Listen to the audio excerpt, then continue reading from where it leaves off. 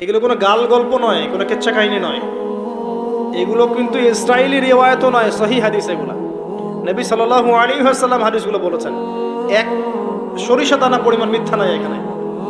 এখান থেকে বলতে যাচ্ছিলাম, দোয়া কবুলের অন্যতম একটা উপায় হচ্ছে আপনি কোনো ভালো কাজ করেন গোপনে, যেটা আল্লাহ ছাড়া কেউ জানে না, ওর ওসিলা করে আপনি আল্লাহর কাছে যান, দোয়া কবুল হবে ইনশাআল্লাহ। আরেকটা অপশন হচ্ছে আল্লাহ পাকের যে নাম এবং সিফতগুলো আছে এগুলোকে ওসিলা করে দোয়া করা। যেমন, আল্লাহ তোমার রহমান নামের ওসিলায় আমি তোমার কাছে দয়া চাচ্ছি, তোমার আল গফুর নামের ওসিলায় আমি ক্ষমা চাচ্ছি, তোমার আর রাজ্জাক নামের ওসিলায় আমি রিজিক চাচ্ছি, ওয়াহাব নামের ওসিলায় আমি সন্তান চাচ্ছি, ইত্যাদি। কথা কি বুঝতে পারছেন? যে নামের সাথে যে বিষয়টা যায় এটা ওসিলা করে আপনি দোয়া করলে ইনশাআল্লাহ তাআলা আপনি আপনার ফলাফল পাবেন। আর একটা সবচেয়ে বড় অস্ত্র শিখিয়ে দিচ্ছি, এটা আমি কাউকে শিখাইনি আজ পর্যন্ত, আজকেই প্রথম। এবং আমি আমার জীবনে দেখেছি এই ওসিলা করে যা চেয়েছি পাইনি এমন কোনোদিনও যায় নাই, আলহামদুলিল্লাহ। আমি সম্পূর্ণ আল্লাহ পাকের কৃতজ্ঞতা এবং শুকরিয়া আদায় করছি। এইটা ওসিলা করে আমি যা চেয়েছি আমি সারা জীবনে তাই পেয়েছি। এবং আমি বিশ্বাস করি আমি যা পেয়েছি, এই বয়সে আমি যা পেয়েছি আল্লাহ পাক কোটি কোটি মানুষকে তা দেন নাই, এটা আমি বিশ্বাস করি। এই বয়সে আমি যা পেয়েছি আল্লাহ পাক আমাকে যা দিয়েছেন, যত দিয়েছেন, কোটি কোটি মানুষকে আল্লাহ পাক তা দেন নাই, আমি এমনটাই মনে করি। আমি কি শিখাই দেব সেটা? আপনি আল্লাহ পাকের তাওহীদের ওসিলা দিয়ে দোয়া করেন। দোয়া করতে করতে আল্লাহকে বলেন, আল্লাহ তোমার তাওহীদের কালিমা লা ইলাহা ইল্লাল্লাহ এর ওসিলা করে তোমার কাছে আমি চাচ্ছি, আপনি পাবেন ইনশাআল্লাহ। যদি আপনার রিজিক হালাল হয়, যদি আপনার আকীদায় শিরক না থাকে, যদি আপনার আমলে বেদাত না থাকে, ইনশাআল্লাহ পাবেন।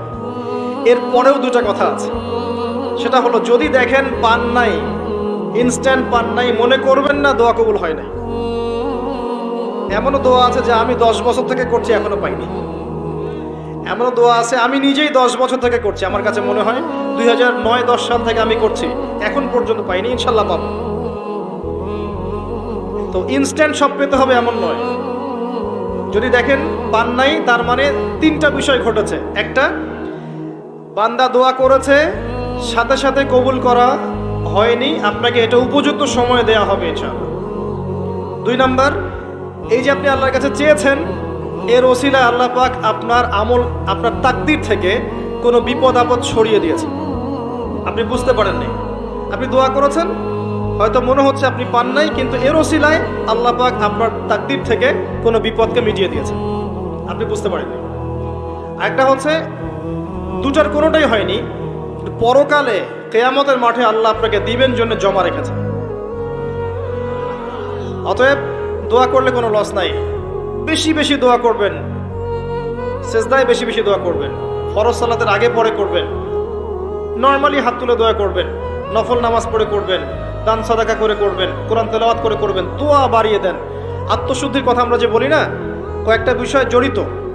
বেশি বেশি কোরআন তেলাওয়াত করলে আত্মশুদ্ধি হয়, বেশি বেশি জিকির করলে আত্মশুদ্ধি হয়, আল্লাহওয়ালা মানুষের সহবতে গিয়ে পড়ে থাকলে আত্মশুদ্ধি হয়, বেশি বেশি দোয়া করলে আত্মশুদ্ধি হয়, বেশি বেশি পরকালের কথা ফিকির করলে আত্মশুদ্ধি হয়। এগুলোর খুব বেশি প্রয়োজন।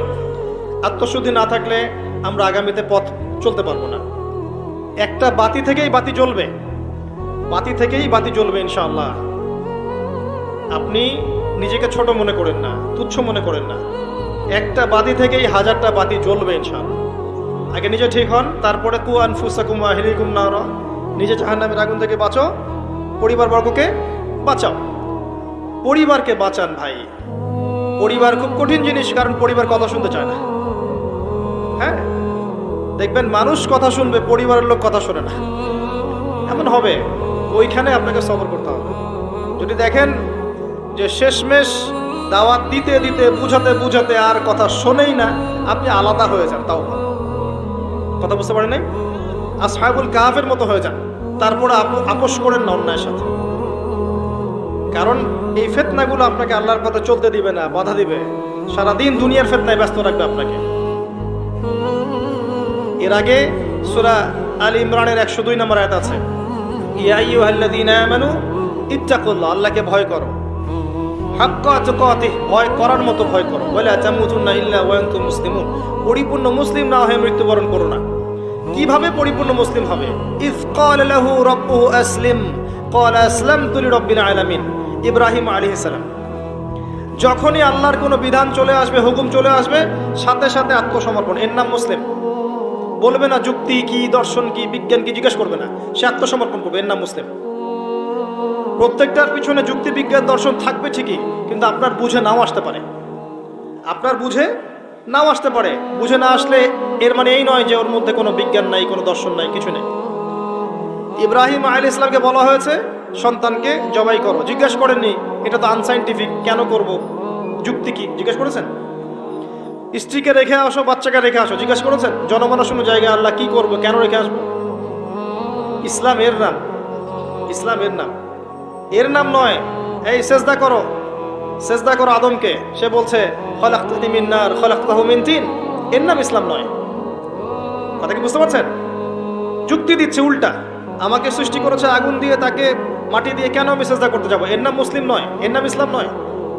ইয ক্বালা লাহু রাব্বুহু আসলিম ক্বালা আসলামতু লিরাব্বিল আলামিন, এর নাম ইসলাম। ইব্রাহিম আলাইহিস সালাম